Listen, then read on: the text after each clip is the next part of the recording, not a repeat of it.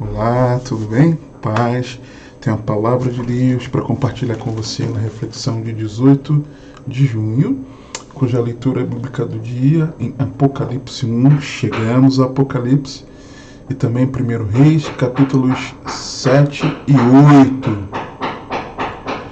Nos diz assim, Apocalipse 1, a partir dos versos 1 a 3, a santa e poderosa palavra de Deus.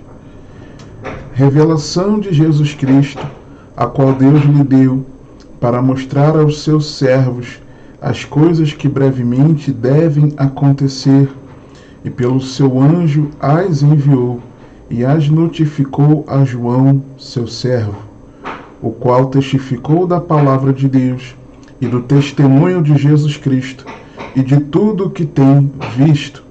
Bem-aventurado aquele que lê e os que ouvem as palavras desta profecia e guardam as coisas que nela estão escritas, porque o tempo está próximo.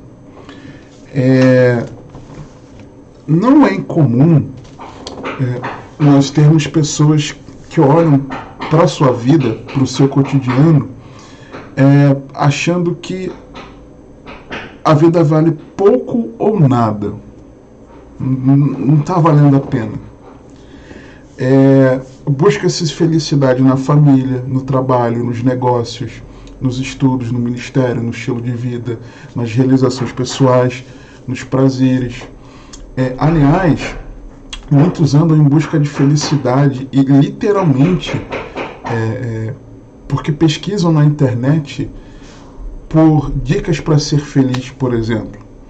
E quando a pessoa busca por isso, eu fiz esse teste há um tempinho atrás, e vem logo na primeira página alguns resultados como dicas para ser feliz e viver bem com você mesmo, dicas científicas para se sentir mais feliz, dicas para ser feliz que podem impulsionar a sua vida, maneiras simples de ser mais feliz todos os dias, hábitos que te farão mais felizes segundo psicólogos, maneiras de se sentir mais feliz em até 30 segundos. Você tem de tudo. E eu fiz essa pesquisa há um tempo atrás, há um mês atrás talvez, quando estava preparando uma pregação na Igreja Bíblica Cristã na Tijuca. E aí eu atualizei essa pesquisa para trazer essa reflexão hoje, e eu vi que além de outras coisas que eu já tinha visto, eu vi mais coisas ainda sobre essas pesquisas que o pessoal coloca aí sobre a felicidade. Porque as pessoas pesquisam também por o que é preciso para ser feliz. Quer saber o que é preciso. Outra, o que tomar para ficar feliz. Por que não consigo ser feliz? O que é ser feliz na vida? Só nem sabe. Como tentar ser feliz? Eu vou tentar, pode ser que eu não consiga. Como ser feliz novamente? Ou seja, a pessoa se considerava feliz e agora não mais. Alguma coisa aconteceu. Como ser feliz o tempo todo? Não dá para ser só de vez em quando, é o tempo todo. Como ser feliz todos os dias? Como ser feliz sozinha? Mulherada aí afiada, né? Como ser feliz sozinho, psicologia, o homem já é um pouco mais centrado.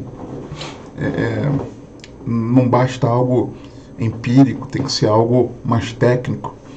Como ser feliz tendo depressão, isso é sério, está lá na pesquisa. Como ser feliz sendo triste. Como ser feliz ou, no mínimo, menos triste, isso é sério. Como ser feliz apesar dos problemas. Como ser feliz sendo pobre. Como ser feliz na vida. Como ser feliz trabalhando. Como ser feliz no casamento. Como ser feliz com filhos. Ou seja, a pessoa tem um casamento, mas não se encontra feliz. A pessoa tem filhos, mas não é feliz porque tem os filhos. A pessoa trabalha, mas não é feliz porque trabalha. A pessoa tem uma vida, mas não é feliz na sua vida. Como ser feliz no amor. Como ser feliz após o fim de um relacionamento. Olha aí. Como ser feliz na terceira idade. Isso mexeu comigo. Os velhos, os idosos, têm andado muito tristes e infelizes, muitos deles. E a pandemia ela atrapalhou muito as coisas. O resultado aqui estava lá, tá? Mas vou dizer porque estava escrito lá. Como ser feliz torcendo para o São Paulo? Como ser feliz torcendo para o Corinthians? Estava lá na pesquisa, tá? Nas buscas. As pessoas pesquisam por isso no Google. Como viver para ser feliz? Filosofia, tem um quê de filosofia. Esse aqui agora é crente. Como ser feliz segundo a Bíblia? Como ser feliz em tempos difíceis? Como ser feliz em tempos de pandemia? Como ser feliz nestes tempos sombrios? Como ser feliz no mundo atual? Como ser feliz nos dias de hoje? Como ser feliz perto dos últimos dias? Como ser feliz perto do fim do mundo? Pesquisam por isso. E precisamos conversar sobre como ser feliz próximo do fim. Tenho certeza que você me ouve dizer que eu tenho essa convicção. Os sinais estão aí.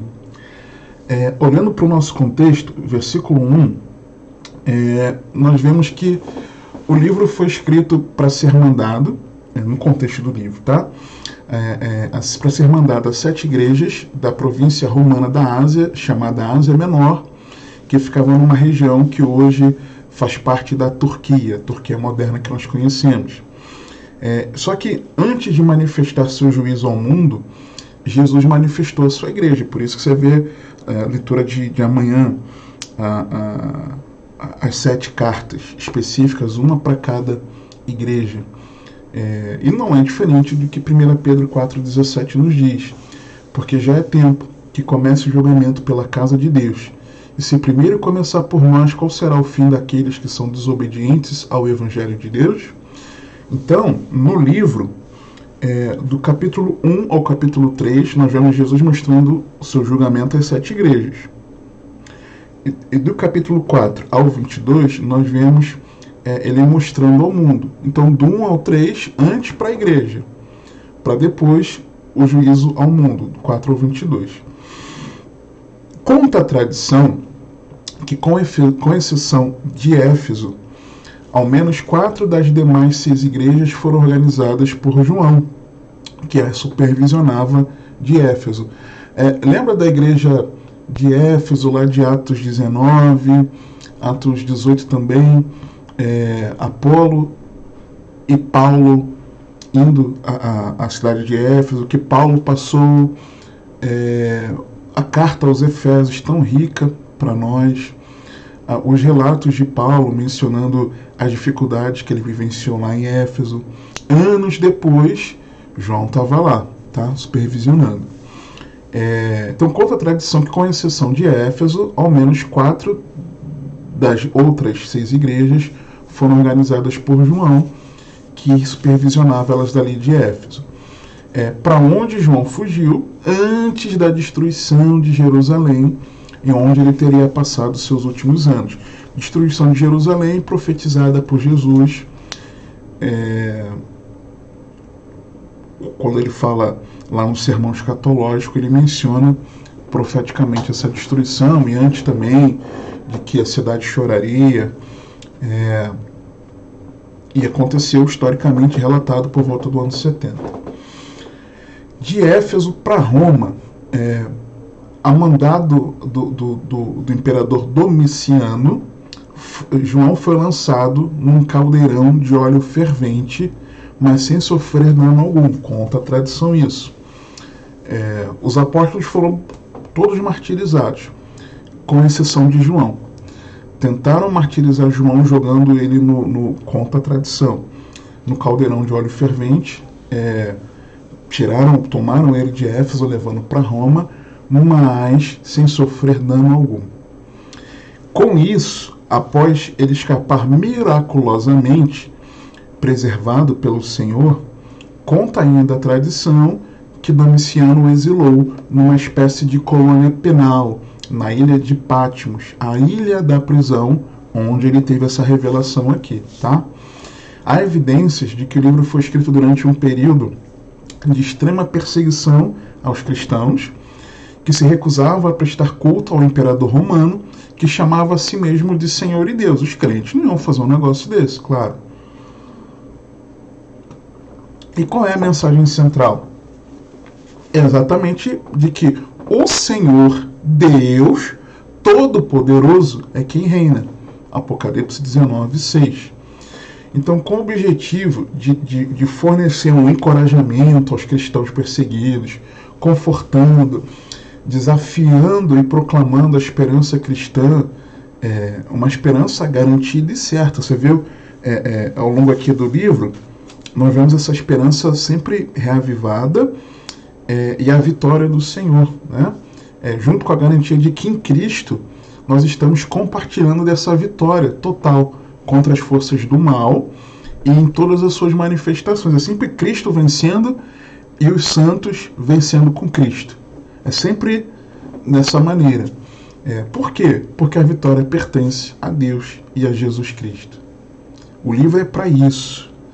Nós somos animados a permanecermos fiéis a Jesus Cristo em tempos de perseguição e sofrimento. E nós precisamos nos preparar cada vez mais.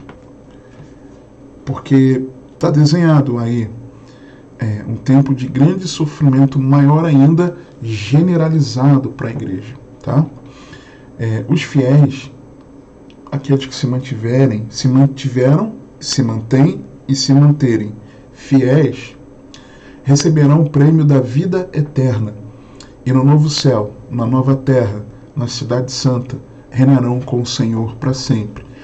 Como é que vai ser esse reinado? Não vou entrar aqui em vertente escatológica, tá?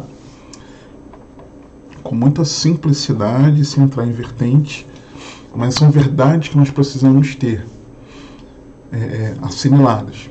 A mensagem apocalíptica é um aviso divino para a humanidade. Eu me lembro de que eu preguei uma mensagem há uns poucos anos atrás, Jesus vindo a narrativa do derramar das taças. Antes do derramar da última taça, é como se Jesus estivesse mostrando o filme para João, aí dá uma pausa. Deixa eu ver se eu acho esse versículo aqui. Muito interessante. Capítulo 16. A ira está sendo consumada, ou seja, ela já estava sendo derramada e aqui ela estava sendo consumada. A partir do verso 12: o sexto anjo derramou a sua taça sobre o grande rio Eufrates, e a sua água secou-se para que se preparasse o caminho dos reis do Oriente. E da boca do dragão, e da boca da besta, da boca do falso profeta, vi sair 3 espíritos imundos, semelhantes a rãs, porque são espíritos de demônios que, fazendo milagres, vão ao encontro dos reis da terra e de todo o mundo para os congregar para a batalha daquele grande dia do Deus Todo-Poderoso. Então, o Senhor está falando da ira. Nós não somos destinados à ira, mas Jesus nos livra da ira vindoura. A Bíblia nos mostra isso. É importante não confundir grande tribulação com derramar da ira. São eventos distintos. Tá? Mas aí, o Senhor narrando de que a ira vem, e antes de consumar a ira, na sétima taça, é como se Jesus tivesse dado uma pausa no vídeo para explicar algo para João, para a igreja, melhor dizendo. Eis que venho como ladrão. Bem-aventurado aquele que vigia e guarda as suas roupas, para que não ande nu e não vejam as suas vergonhas. Aí vem o 16. Os congregaram no lugar que em hebreu se chama Armagedon. E o sétimo anjo derramou a sua taça no ar, e saiu uma grande voz do templo do céu, do trono, dizendo: está feito. consumindo o derramar da ira de Deus. Então, ela é um aviso divino para a humanidade, essa mensagem aqui de Apocalipse.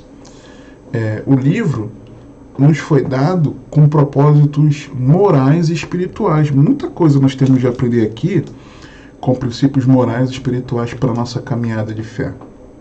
Especialmente nas cartas às igrejas, né? Ignorar Apocalipse seria como nós rasgarmos uma notificação judicial, um documento oficial nos alertando de algo muito importante. Só que aqui no caso é o documento mais importante que nós poderíamos ter. É como se tivéssemos rasgado uma notificação judicial sem termos lido, entendeu? Então, e o prazo está se esgotando, seja para a volta de Cristo ou para o findar da nossa vida, porque, como digo, gosto de frisar, Jesus volta, eu tenho essa expectativa, falo bastante sobre isso, porém, nós não sabemos o último dia da nossa vida. Podemos partir para a eternidade antes do retorno de Cristo. Muitos vão partindo. Ontem mesmo eu soube de pessoas conhecidas, uma familiar, né, filha de uma prima de minha mãe, que havia falecido recentemente. E aí minha mãe me contou que na semana anterior morreu uma pessoa que eu conhecia, um querido irmão de um primo, esposo de uma das minhas primas. Eu fiquei sabendo ontem que ele partiu. Então, a vida é assim, sabe? Hoje nós estamos com vida, mas ao final desse dia, continuaremos com vida? Será que eu vou continuar gravando esse vídeo aqui com essa reflexão, ou eu vou partir gravando o vídeo? Então, nós precisamos estar alertas sobre essa notificação. Apocalipse 11:15. Então o sétimo anjo tocou a sua trombeta, e houve no céu vozes fortes que diziam: o poder para governar o mundo pertence a Deus, que é o Senhor nosso, e ao Messias que ele escolheu, e Deus reinará para tudo sempre. Essa é a notificação. Agora, mais do que isso, que nós nos deparamos no versículo 1, eu vejo como uma amorosa declaração nas entrelinhas desse versículo aqui. Revelação de Jesus Cristo, a qual Deus lhe deu, o Pai, para mostrar aos seus servos as coisas que brevemente devem acontecer, e pelo seu anjo as enviou, as notificou a João, seu servo. Apocalipse é revelação do amigo. Por isso não fuja de Apocalipse com medo. Não fique inquieto, preocupado, não fique ansioso com os sinais. Mas também não fique estudando Apocalipse com uma curiosidade. Como é que vai ser esse detalhe? Não é esse o propósito. Apocalipse é a revelação do amigo compartilhando conosco algo muito especial que ele ouviu do Pai. Revelação de Jesus Cristo, a qual Deus lhe deu para mostrar aos seus servos. Deus deu uma revelação a Cristo que ele está mostrando para os seus servos. E por que eu digo que é a revelação do amigo? João 15, 13 a 15. Ninguém tem maior amor do que este, de dar alguém a sua vida pelos seus amigos. Vós sereis meus amigos se fizerdes o que eu vos mando. Já vos não chamarei servos, porque o servo não sabe o que faz o seu senhor. Mas tenho-vos chamado amigos, porque tudo quanto ouvi de meu Pai vos tenho feito conhecer. Pegou? Então, Apocalipse é a revelação do amigo para mim e para você, se nós estamos nele. Versículo 2, quando ele diz: o qual testificou da palavra de Deus, do testemunho de Jesus Cristo, de tudo que tem visto, eu vejo que essa revelação do amigo é algo totalmente confiável, algo autenticado, o qual testificou da palavra de Deus, testificou.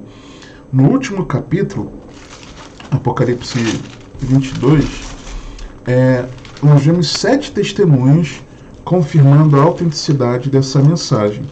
No versículo 6 de Apocalipse 22, nós vemos, primeiro, é autenticado por Deus através do seu anjo. Diz assim: E disse-me: estas palavras são fiéis e verdadeiras. E o Senhor, o Deus dos santos profetas, enviou o seu anjo para mostrar aos seus servos as coisas que em breve hão de acontecer. Ela também é autenticada pelo depoimento pessoal do próprio João, que escreveu aqui. Verso 8. E eu, João, sou aquele que vi e ouvi estas coisas, e havendo-as ouvido e visto, prostrei-me aos pés do anjo que mais mostrava para o adorar. E disse-me: olha, não faças tal, porque eu sou conservo teu e de teus irmãos, os profetas e dos que guardam as palavras deste livro. Adora a Deus. Terceira autenticidade aqui, selo de autenticidade, é do próprio anjo, que continua dizendo no verso 10. E disse-me: não celes as palavras da profecia deste livro, porque próximo está o tempo. É a mesma expressão que é usada no verso 3, né? Porque o tempo está próximo. Quem é injusto, seja injusto ainda. E quem é sujo, seja sujo ainda. E quem é justo, seja justificado ainda. E quem é santo, seja santificado ainda. Nós vemos um quarto testemunho, que é do próprio Senhor Jesus, versos 2 a 16. E eis que cedo venho, e o meu galardão está comigo para dar a cada um segundo a sua obra. Lembra da responsabilidade pessoal? A responsabilidade é toda sua. Eu sou o alfa e o ômega, o princípio e o fim, o primeiro e o derradeiro. Bem-aventurados aqueles que guardam os meus mandamentos, para que tenham direito à árvore da vida e possam entrar na cidade pelas portas, mas ficarão de fora os cães, os feiticeiros, os fornicadores. Isso está me lembrando aqui uma palavra que ele está me dando já há alguns dias para eu pregar lá na igreja. E os fornicadores, os homicidas e os idólatras e qualquer que ama e comete mentira. Eu, Jesus, enviei a meu anjo para vos testificar estas coisas nas igrejas. Eu sou a raiz, a geração de Davi, a resplandecente estrela da manhã. O quinto testemunho é do Espírito Santo, quando na parte A do verso 17. E o Espírito e a noiva dizem, vem. Aí na parte A, o Espírito. Então o próprio Espírito Santo está testificando. O sexto testemunho é da noiva, quando complementa dizendo, e a noiva dizem, vem. Então é da noiva. E o sétimo é daquele que ouve a mensagem, crê como verdade e convida outros. Porque continua dizendo, e quem tem sede, venha. E quem quiser, tome de graça da água da vida. Então são 7 testemunhos. Essa é uma revelação do amigo, algo digno de confiança, que enche o nosso coração de alegria ao nós sabermos que muito em breve Jesus chegará, para que Ele mesmo nos conduza às fontes das águas vivas, tirando de nós toda a tristeza, toda a lágrima. Essa é a maior felicidade, de nós estarmos em Cristo e de breve estarmos com Ele para sempre.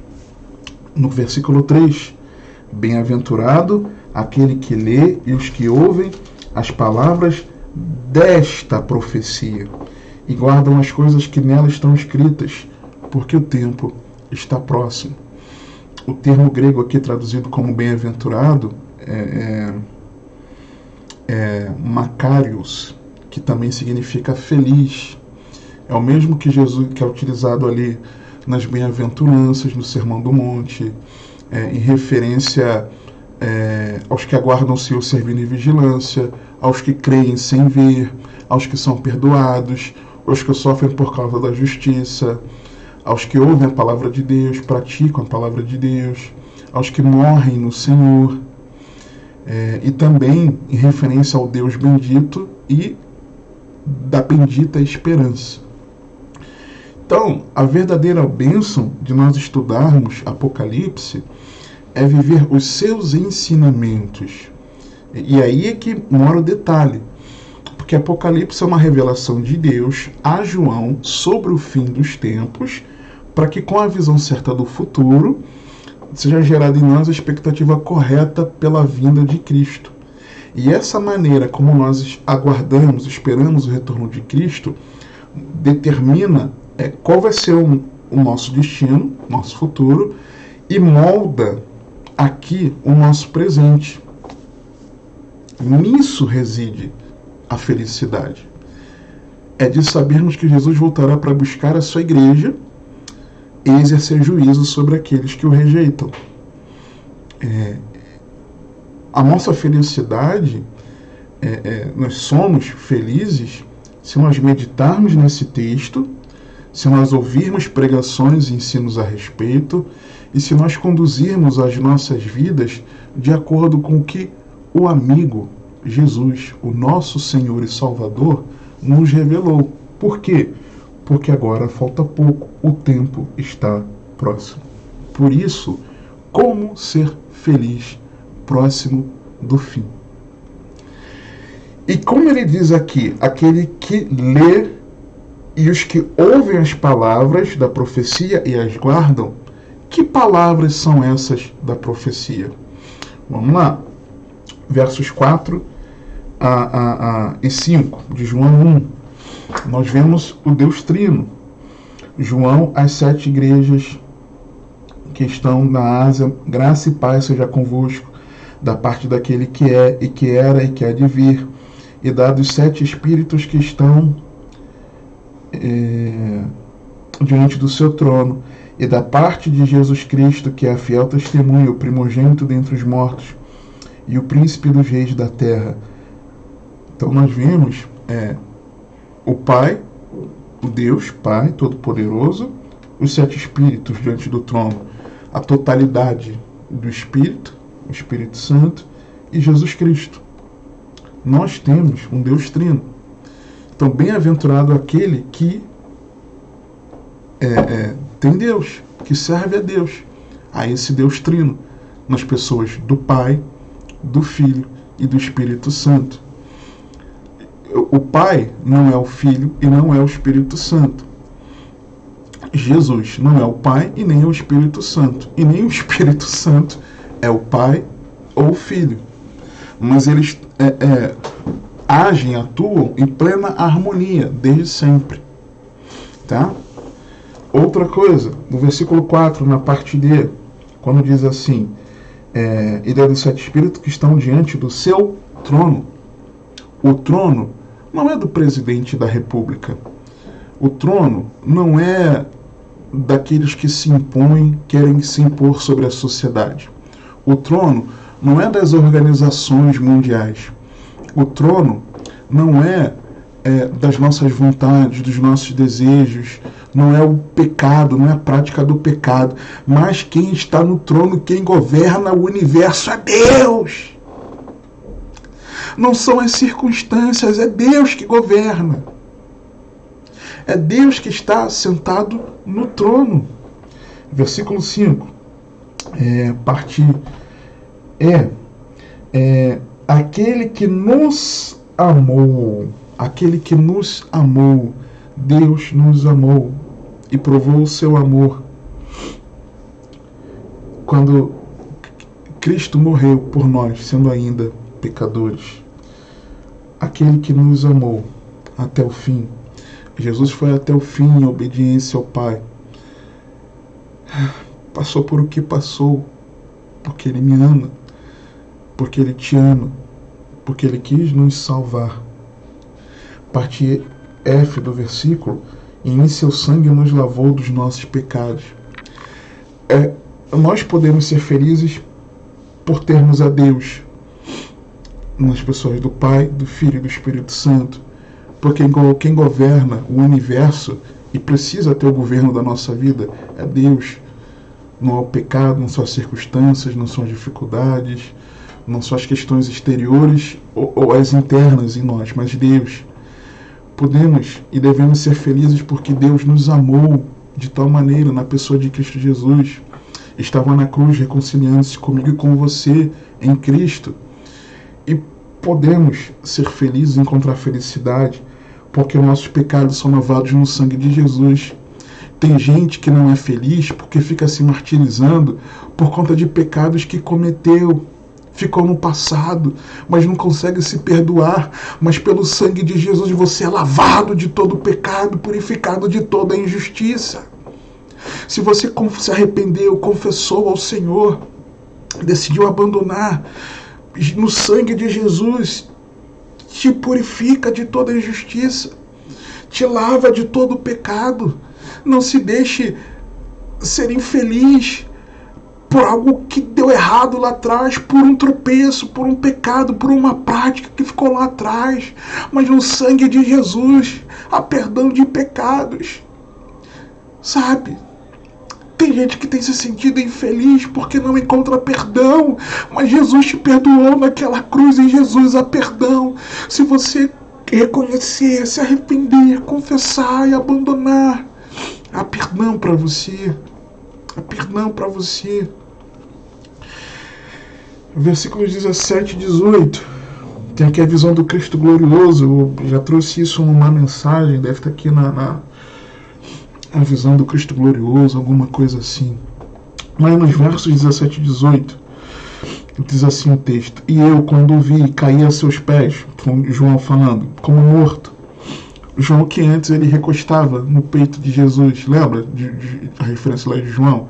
João agora aqui, diante do Cristo glorioso, ele cai como morto. E ele pôs sobre mim a sua destra, dizendo-me: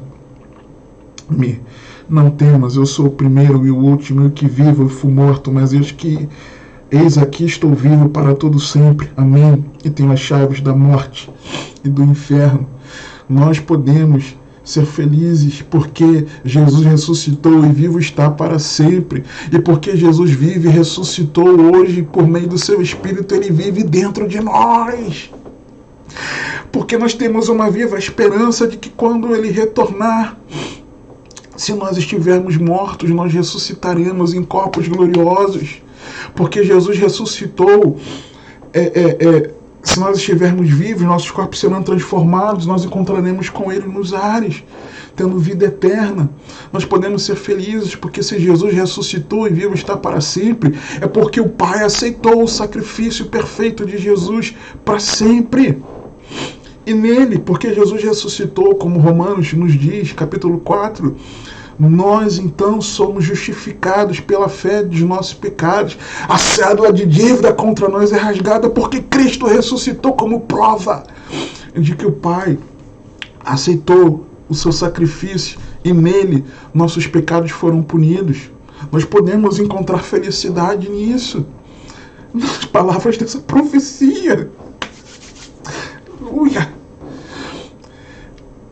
Versículo 20, nós podemos encontrar felicidade, porque versículo 20 diz: o mistério das 7 igrejas, das 7 estrelas, que viste na minha destra, e dos 7 castiçais de ouro. As 7 estrelas são os anjos das 7 igrejas, os 7 castiçais que viste são as 7 igrejas. E do que ele está falando? Ele está falando, versículo 12: virei-me para ver a voz que falava comigo, e virando-me vi 7 castiçais de ouro, e no meio dos 7 castiçais um semelhante ao filho do homem, vestido até os pés de uma roupa comprida e cingido pelos peitos com um cinto de ouro. Jesus é aquele que anda no meio da sua igreja. Jesus é o Senhor da igreja. Nós podemos encontrar felicidade, descansar o nosso coração, sermos felizes, porque se nós estamos em Cristo, estamos na sua igreja e Ele é o Senhor da igreja. Podemos encontrar felicidade de estarmos reunidos com outros sinceros irmãos em Cristo, porque lá no meio da igreja o Senhor está, porque Ele é o Senhor da igreja. Nós podemos encontrar felicidade na igreja de Cristo, porque lá Ele está o Senhor. Capítulo 3, verso 14, e aí vem as cartas às igrejas, né? Meditação de amanhã, e no verso 14 do capítulo 3, nós vemos que ele nos conduz pela palavra. E isso nós temos em cada uma das cartas. Ele diz, e ao anjo da igreja, aí fala o nome da cidade, no caso aqui de Laodiceia, escreve, isto diz o Amém, a testemunha fiel e verdadeira, o princípio da criação de Deus. Em cada uma das cartas, Jesus diz isso. Ao anjo da igreja que está na cidade tal, escreve, isto diz. Ao anjo da igreja na cidade tal, escreve, isto diz. Ou seja, Jesus, nós podemos encontrar felicidade porque Jesus conduz a sua igreja pela palavra. Você tem a palavra de Deus. Você pode encontrar felicidade porque aqui Jesus te conduz a viver para a glória dele. Aqui, por meio da sua santa palavra, Jesus te conduz a viver conforme a sua vontade. Você pode encontrar felicidade de saber que a palavra te conduz. Versículos 15 a 18 do capítulo 3, nós podemos encontrar felicidade porque Jesus tem a correta avaliação sobre nós. Nós podemos nos achar santos, estarmos caminhando para o inferno, mas Jesus tem a correta avaliação. Conheço as tuas obras, que nem és frio, nem quente. Quem dera foras frio ou quente, assim porque és morno, e não és frio nem quente, vomitar-te-ei da minha boca. Como dizes, rico sou, e estou enriquecido, de nada tenho falta, e não sabes que és um desgraçado e miserável e pobre, cego e nu. Obrigado, Senhor, por nos alertar da verdade. Aconselho-te que de mim compres ouro provado no fogo, para que te enriqueças, e roupas brancas para que te vistas, e não apareça a vergonha da tua nudez, e que unja os teus olhos com colírio para que vejas. Jesus tem a correta avaliação de mim e de você, e nos instrui, nos aconselha, nos mostra o caminho pelo qual nós devemos andar. Nós podemos ser felizes porque nós não estamos à deriva. Jesus nos mostra a realidade do nosso coração. Ele expõe o nosso pecado, ele mostra onde nós estamos errando e nos mostra o caminho para onde devemos andar. Nós podemos nisso encontrar felicidade. Versículo 19. Podemos encontrar felicidade porque Jesus, além de ter uma correta avaliação sobre nós, mostrar o caminho, ele nos chama ao arrependimento, ele não desiste de nós. Ele não nos largou à deriva. O Espírito Santo está constantemente chamando a mim e a você ao arrependimento. Eu repreendo e castigo a todos quantos amo. Se pois zeloso e arrepende-te. Jesus não desistiu da gente, nos chamou ao arrependimento. Eu não sei como é que você está vivendo hoje, eu não sei o que talvez você esteja assistindo esse vídeo e você está longe de Cristo, você se afastou do Senhor e da sua igreja, da igreja de Cristo. Eu não sei quantos anos, isso traz ao meu coração isso agora. É tempo de você voltar. Jesus não desistiu de você. Jesus está te chamando ao arrependimento. Eu não sei que prática que você tem cometido, mas Jesus está te chamando ao arrependimento. Arrependa-te e volta. Volta. Jesus está te chamando. Você pode nisso encontrar felicidade, que Jesus te chama ao arrependimento. Versículo 20, na parte A. Nós podemos encontrar a felicidade de saber que Jesus está chegando. Eis que estou à porta. Está difícil aqui? Pode estar difícil, mas vai passar. Jesus já está chegando, nisso nós encontramos felicidade. Jesus já está chegando. Podemos encontrar felicidade também de saber que a salvação é pessoal. Versículo 20 continua dizendo: eis que estou à porta e bato. Se alguém ouvir a minha voz e abrir a porta, entrarei até ele, e com ele cearei, e ele comigo. A salvação, ela é pessoal. Jesus está batendo a porta do teu coração. Você está ouvindo? Os sinais estão aí, ecoando. Jesus mostrando que está às portas. Você está atento aos sinais? A salvação é pessoal. Não importa o grupo onde você nasceu, onde você foi criado, as condições. econômicas, sociais, étnicas, não importa. Não importa o quanto de instrução na palavra você recebeu ou deixou de receber, mas você pode encontrar felicidade, que a salvação é pessoal. Você precisa ouvir a voz, as batidas, a porta, ouvir a voz, e você abrir a porta para que o Senhor vá até você. E você pode encontrar felicidade na parte D, quando o Senhor fala aqui, e com ele cearei e ele comigo. Por quê? Porque Jesus quer ter uma comunhão pessoal com você. Com você. Deus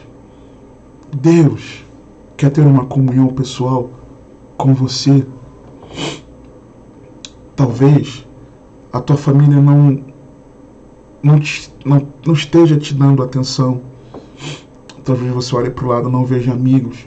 Talvez até mesmo no meio da igreja você se sinta solitário.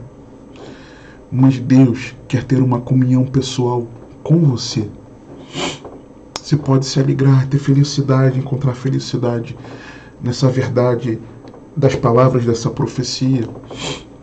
Versículo 21, você pode encontrar felicidade também de saber que se você perseverar até o fim na fé, você será salvo. Ao que vencer, lhe considerei que se assente comigo no meu trono, assim como eu venci e me assentei com meu Pai no seu trono. Você pode encontrar felicidade nisso. Você pode encontrar felicidade no versículo 22, Apocalipse 3, em saber que o Espírito Santo fala com você. Quem tem ouvidos, ouça o que o Espírito diz às igrejas. Deus fala contigo. Eu sei que por meio dessa reflexão o Espírito Santo está falando com você, porque Ele está falando comigo. E eu sei que apesar de mim, Ele está falando através de mim para a glória exclusiva dEle. Capítulo 4, versículo 8. Nós podemos encontrar felicidade em saber que nosso Deus, Ele é santo, santo, santo. Versículo 8. Os 4 seres tinham cada um de per si 6 asas ao redor por dentro, estavam cheios de olhos, e não descansam nem de dia nem de noite, dizendo: Santo, Santo, Santo é o Senhor Deus, o Todo-Poderoso, que era e que é e que há de vir. Nós sabemos que nosso Deus, Ele é santo. Por Ele ser santo, nós sabemos que nele não há mácula, não há mancha, não há nada, não há mentira. Ele é santo, Ele é puro, Ele é íntegro, Ele é sincero. Nós podemos encontrar felicidade nisso, de que o nosso Deus, Ele é santo, santo, santo. Mas também podemos encontrar felicidade de saber que o nosso Deus, Ele é o Todo-Poderoso. O que é uma enfermidade diante de Deus que tem todo o poder? O que é um problema difícil, uma circunstância diante daquele que é o Todo-Poderoso? Nós podemos descansar e encontrar felicidade e saber que Deus é o Todo-Poderoso. E mais do que isso, além disso, de que Ele é eterno, Ele era, é e há de vir. Ele está conhecedor de eternidade a eternidade. Ele tem um plano de eternidade a eternidade. Ele era, é e há de vir. Ele é eterno. Nós podemos descansar, encontrar felicidade nas palavras da sua profecia e saber que Deus é digno de louvor. Experimenta louvar a Deus no momento que você não está bem. Experimenta exaltar ao Senhor com coração sincero, puro. Experimenta fazer isso. Você sabe, o ambiente muda em você e ao teu redor. Versículo 9, Apocalipse 4 a 11. E quando os seres davam glória e honra e ações de graças ao que estava assentado sobre o trono, ao que vive para todo sempre, os 24 anciãos prostravam-se diante, e os 24 anciãos eu interpreto que 12 simbolizando o povo na antiga aliança, por conta 12 tribos, os 12 filhos de Israel e 12 dos 12 apóstolos, tá? Os 24 anciãos prostravam-se diante do que estava sentado sobre o trono, a igreja, e adoravam o que vive para todo sempre, e lançavam as suas coroas diante do trono, dizendo: digno és, Senhor, de receber glória e honra e poder, porque tu criaste todas as coisas, e por tua vontade são e foram criadas. É nós encontrarmos felicidade em podermos louvar a Deus. Você pode louvar a Deus, você pode exaltar a Deus.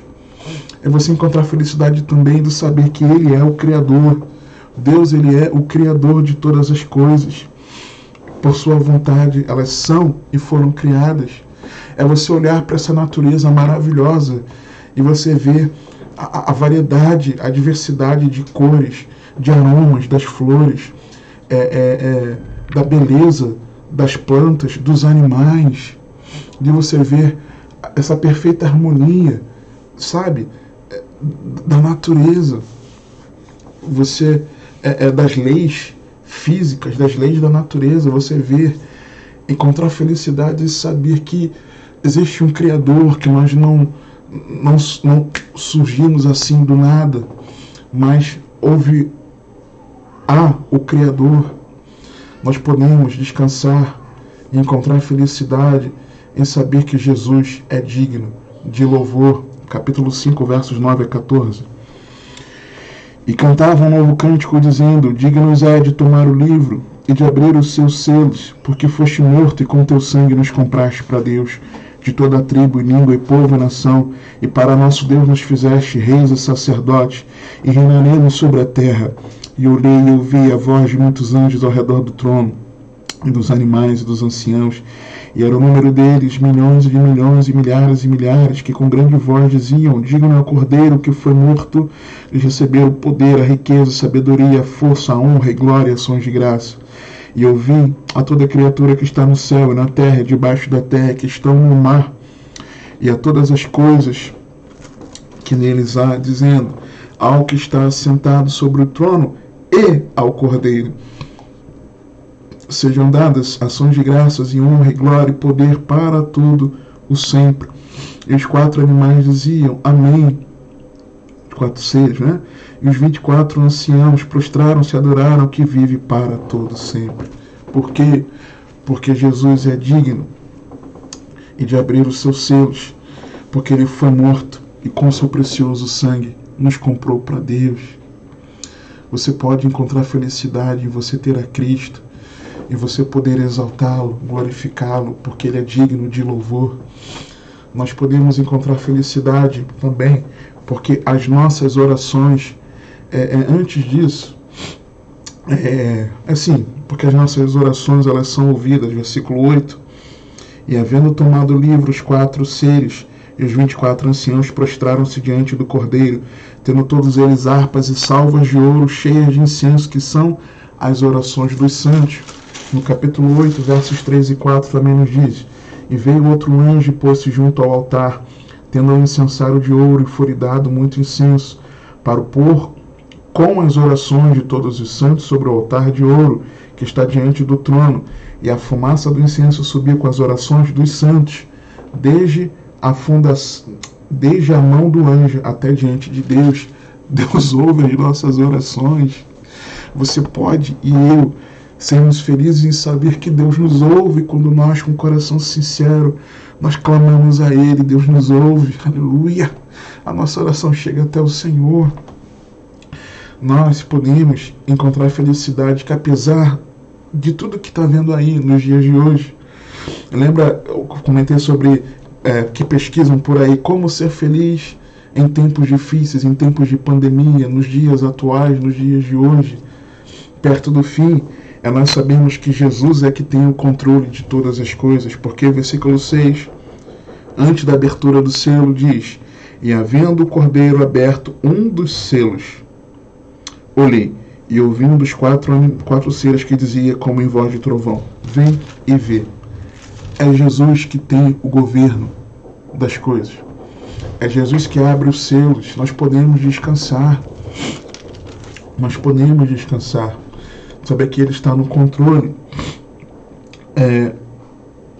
Versículo 9 do capítulo 6, nós podemos descansar de saber que, apesar da grande tribulação que vem, os salvos estarão com Deus. Porque olha o que o texto diz: e havendo aberto o quinto selo, vi debaixo do altar as almas dos que foram mortos por amor da palavra de Deus e por amor do testemunho que deram, e clamavam com grande voz, dizendo: até quando, ó verdadeiro santo dominador, não julgas e vingas o nosso sangue dos que habitam sobre a terra?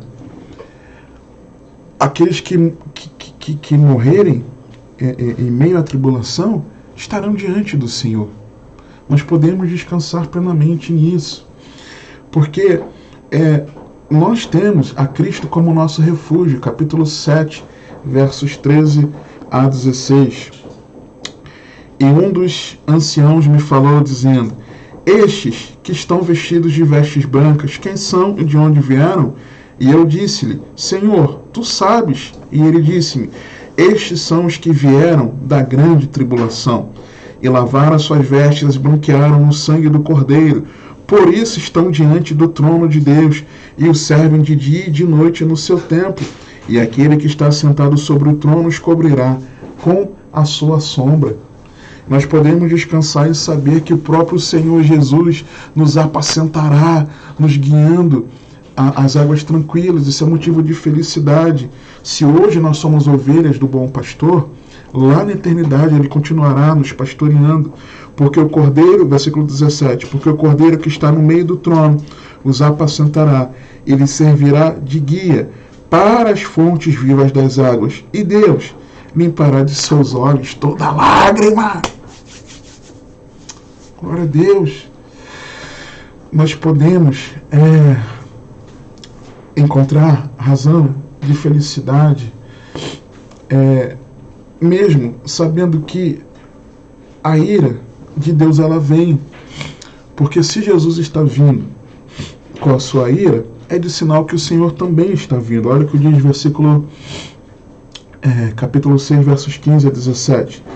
E os reis da terra, e os grandes e os ricos, os tribunos, os poderosos, e todo o servo e todo o livre se esconderam nas cavernas e nas rochas das montanhas, e diziam aos montes e aos rochedos: caí sobre nós, e escondei-nos do rosto daquele que está sentado sobre o trono, e da ira do Cordeiro, porque é vindo o grande dia da sua ira.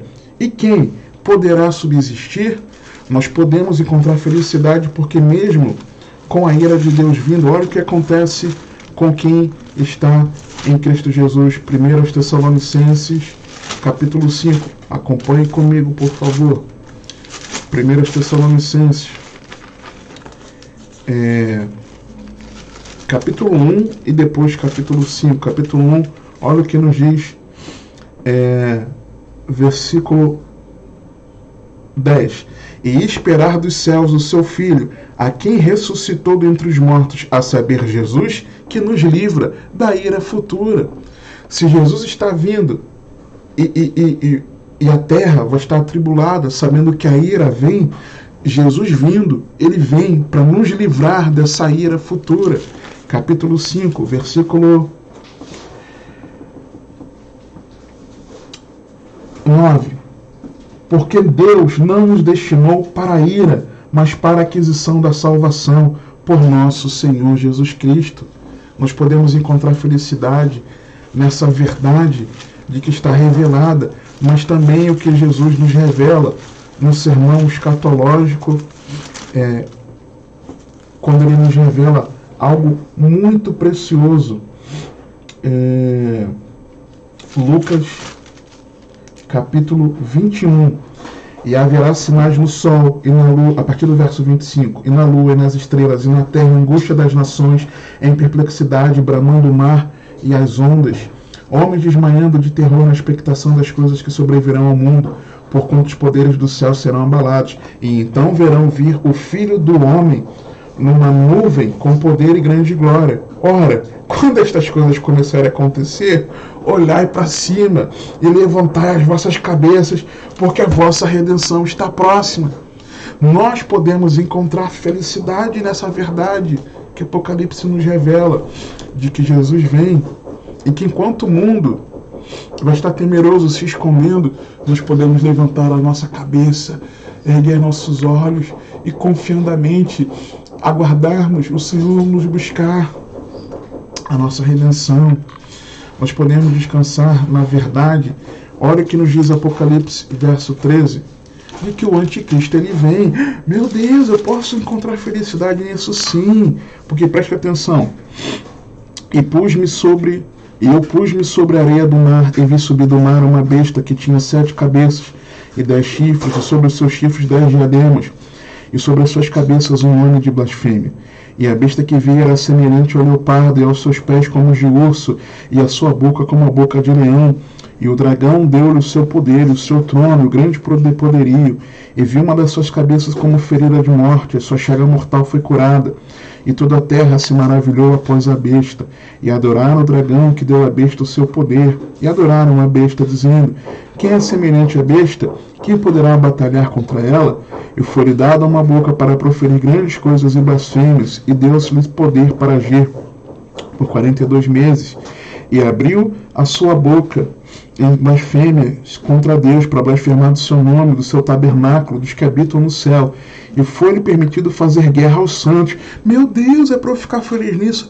Presta atenção. E vencê-los. E deu-se poder sobre toda a tribo, língua e nação. E adoraram a todos os que habitam sobre a terra, esses cujos nomes não estão escritos no livro da vida. Haverá quem vai estar escrito no livro da vida. Do Cordeiro, que foi morto desde a fundação do mundo.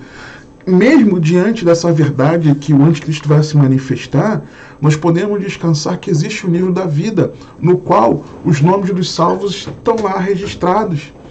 E livro do Cordeiro, que foi morto desde a fundação do mundo, ou seja, desde a fundação do mundo, antes de Adão ser criado, Deus já havia provido salvação para mim e para você no sangue do Cordeiro.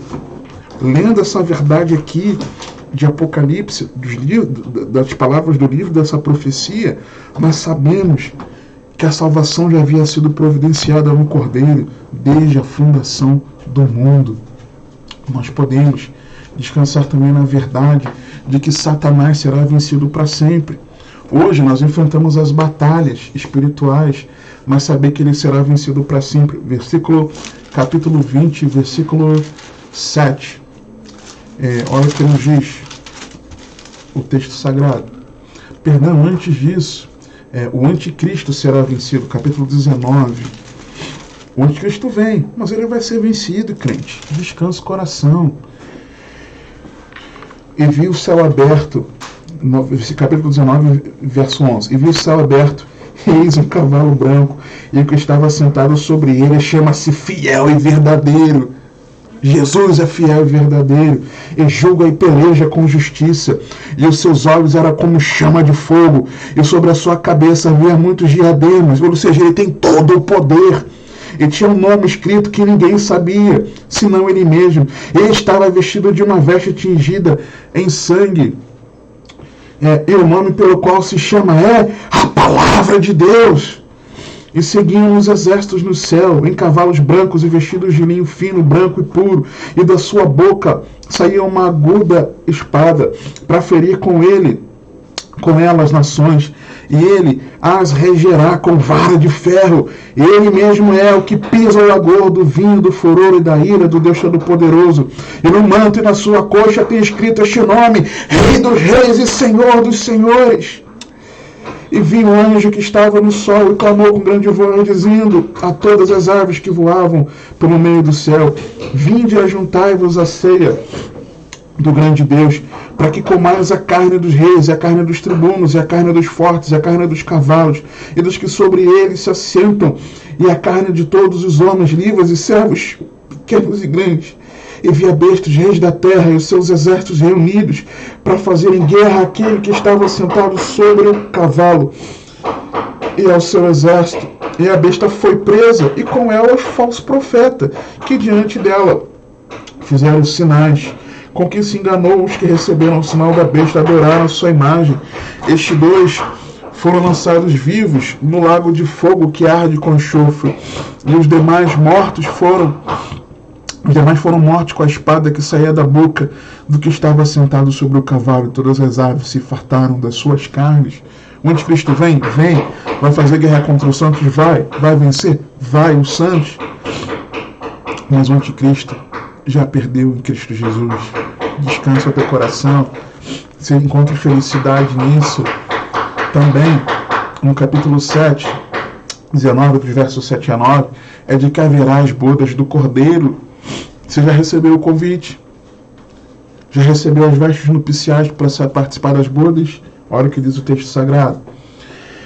Regozijemo-nos e alegremo-nos e demos-lhe glória, porque vindas são as bodas do Cordeiro, e já a sua esposa se aprontou, e foi-lhe dado que se vestisse de linho fino, puro e resplandecente, porque o linho fino são as justiças dos santos. E disse-me, escreve, bem-aventurados aqueles que são chamados à ceia das bodas do Cordeiro, e disse-me, estas são as verdadeiras palavras de Deus, as bodas do Cordeiro, vem! Onde o próprio Senhor, em Mateus 24, por exemplo, ele diz que ele nos servirá, aleluia. As bodas do Cordeiro vêm, seja se vestir com as vestes nupciais que o Pai nos conferiu em Cristo Jesus. Você já se revestiu do novo homem, se despojando do velho homem? Se já, você pode se alegrar nisso e encontrar felicidade. Você pode encontrar felicidade em saber que Satanás será vencido para sempre. Agora sim, Apocalipse 20, versos 7 a 10. E acabando-se os 1000 anos, Satanás será solto da sua prisão e sairá a enganar as nações que estão sobre os 4 cantos da terra, Gog e Magog, cujo número é como a areia do mar, para as ajuntar em batalha, e subiram sobre a largura da terra e cercaram o arraial dos santos e a cidade amada, e de Deus desceu fogo do céu e os devorou, e o diabo que os enganava foi lançado no lago de fogo e enxofre, onde estão a besta e o falso profeta, e de dia e de noite serão atormentados para todo sempre. Nós enfrentamos oposição espiritual, enfrentamos, mas vai acabar. Por quê? Porque Satanás será vencido para sempre. Para sempre. Podemos encontrar felicidade também em saber que haverá um juízo final. Versículo 11 de Apocalipse 20 em diante. E vi um grande trono branco, e o que estava sentado sobre ele, de cuja presença fugiu a terra e o céu, e não se achou lugar para eles. E vi os mortos, pequenos e grandes, que estavam diante de Deus, e abriram-se os livros, e abriu-se outro livro, que é o da vida. E os mortos foram julgados pelas coisas que estavam escritas nos livros, segundo as suas obras. E deu o mar os mortos que nele havia, e a morte e o inferno deram os mortos que neles havia, e foram julgados cada um segundo as suas obras, e a morte e o inferno foram lançados no lago de fogo. Esta é a segunda morte, e aquele que não foi achado escrito no livro da vida foi lançado no lago de fogo. Mas peraí, irmão, como é que eu vou encontrar felicidade nisso e saber que haverão perdidos? Aqueles que rejeitaram o Senhor. Enquanto haverá quem não está escrito no livro da vida, haverá quem lá estará. Se você perseverar até o fim, seu nome estará lá no livro da vida. Você pode encontrar felicidade nisso. Encontrar felicidade de que a redenção vem. A redenção não é um sistema ideológico, político, circunstância da vida, mas a redenção, ela reside nisso aqui, verso 1 do capítulo 21. E vi um novo céu e uma nova terra. Porque já o primeiro, essa é a grande promessa de toda a Bíblia. Porque já o primeiro céu e a primeira terra passaram e o mar já não existe. E eu, João, vi a santa cidade e a nova Jerusalém que de Deus descia do céu, preparada como uma noiva adornada para o seu marido. E eu ouvi uma grande voz do céu que dizia: eis aqui o tabernáculo de Deus está com os homens, pois com eles habitará, e eles serão o seu povo, e o mesmo Deus estará com eles, e será o seu Deus. Essa é a promessa de toda a Bíblia.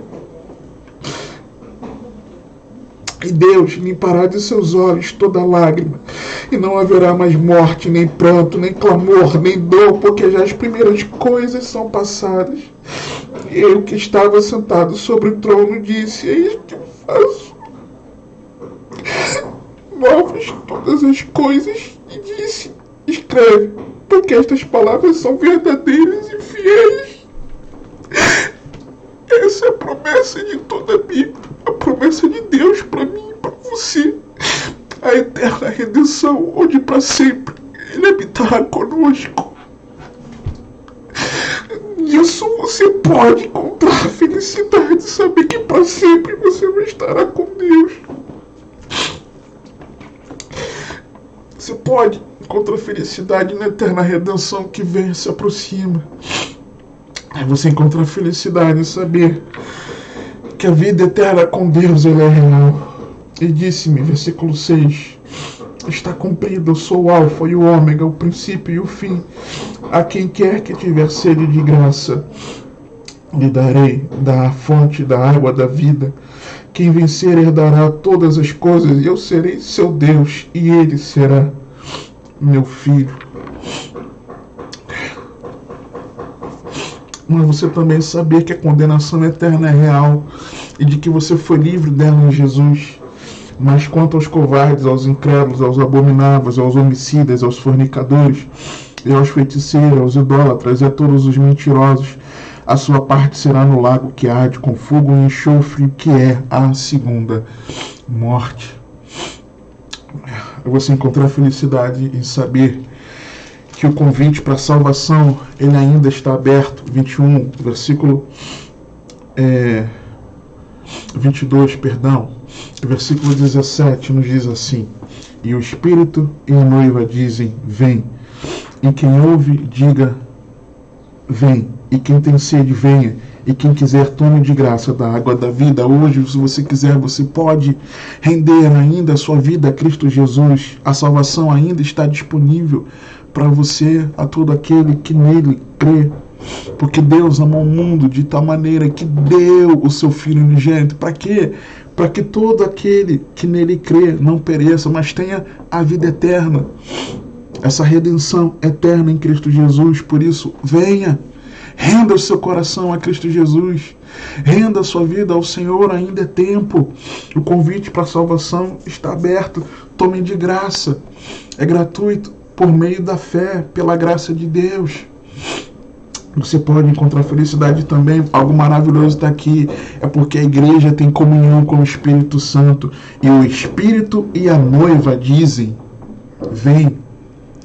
Enquanto nós estamos aqui, o Espírito Santo que habita em nós, ele trabalha juntamente conosco. Nós temos essa comunhão com ele. Nós podemos encontrar felicidade em nós amarmos a vinda do Senhor, porque quando no versículo 17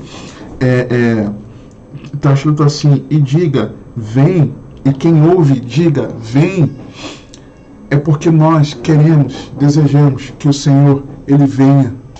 Maranata, ora vem, Senhor Jesus. E nós podemos também encontrar felicidade de que nós ainda podemos evangelizar, pregar o Evangelho, não sermos egoístas e anunciarmos essa verdade, porque e quem tem sede venha, e quem quiser tome de graça da água da vida. Ou seja, nós, juntamente com o Espírito, fazemos esse convite para que as pessoas venham a Cristo.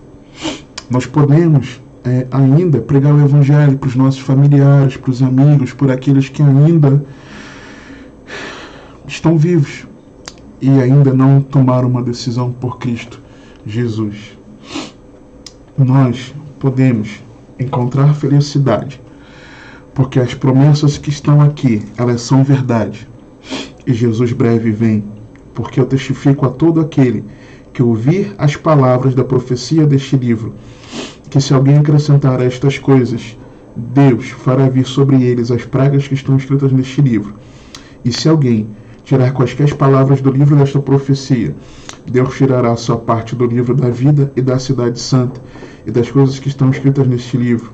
Aquele que testifica estas coisas diz: certamente, cedo venho. Amém. Ora vem, Senhor Jesus. Bem-aventurado aquele que lê e os que ouvem as palavras desta profecia e guardam as coisas que nela estão escritas, porque o tempo está próximo.